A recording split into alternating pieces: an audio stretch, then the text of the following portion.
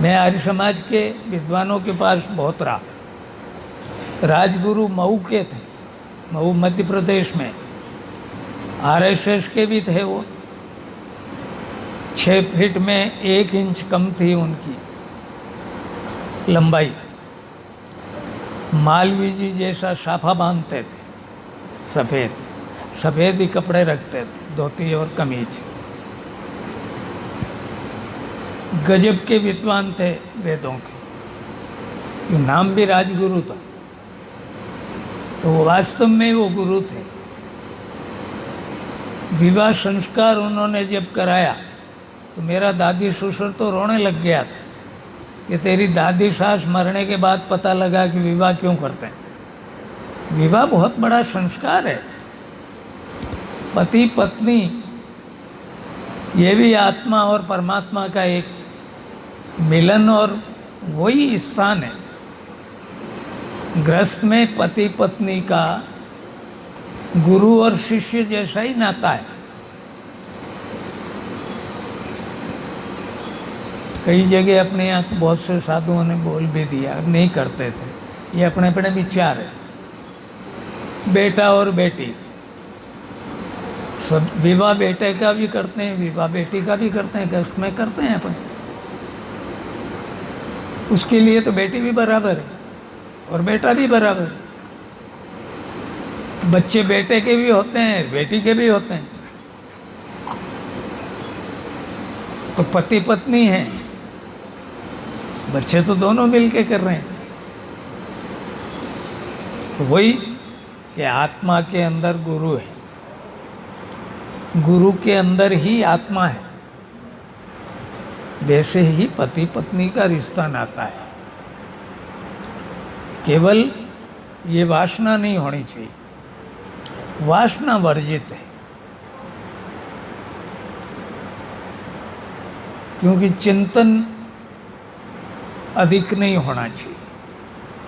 चिंतन तो परमात्मा का ही होना चाहिए, गुरु का ही होना चाहिए। गुरु का भी चरणों का संबंध बताया। समझदारों ने आज भी गुरु महाराज के चरणों की पूजा कर ली।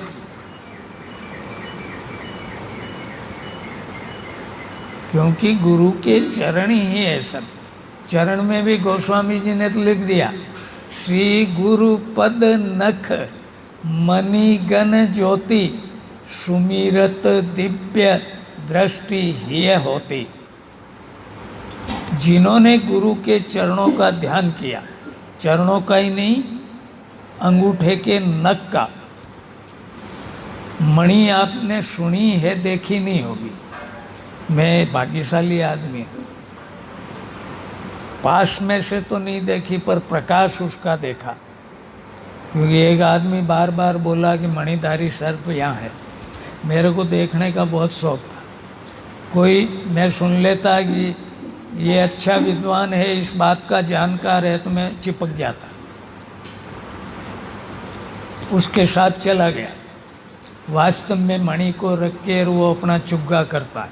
क्यों? प्रकाश में जानवर आते हैं और वो उनको पकड़ पकड़ के अपनी खुराक ले लेता है और वापस आदमी का पता लगते ही वो मणि को निगल लेता है। सर्प के अंदर होती है, इसलिए सर्प पूजनीय है, भगवान शिव का श्रृंगार है। सर्पों को मारना नहीं चाहिए, मारना वास्तव में पाप है, मारना अच्छी बात नहीं। हम किसी को बना नहीं सकते। 1-2 पुत्र पैदा करने में, बच्चे पैदा करने में भी आपको तकलीफ आ रही है, 2 से ज़्यादा हो ही नहीं रहे। और जिनके नहीं है उनको पता लगता है कि पुत्र क्या चीज़ होती है, संतान क्या होती है। और हम किसी जीव को मारें, हत्या करें, और वो भी खाने के लिए कहीं, पिछली बार बताया था भोजन पे, हम अपने स्वाद के लिए किसी की हत्या करें, जबकि हम बच्चे तो पैदा कर सकते हो, आप मनुष्य तो कर दोगे पर जानवर पैदा नहीं कर सकते। तो हमको कोई हक नहीं बनता है कि हम उनको मारें, उनका पालन पोषण करना चाहिए। इसलिए आश्रमों के पास जानवर स्वच्छंद घुमा करते थे। शेर भी वहाँ पानी पीने आ जाता था और खरगोश हिरण भी आ जाते थे।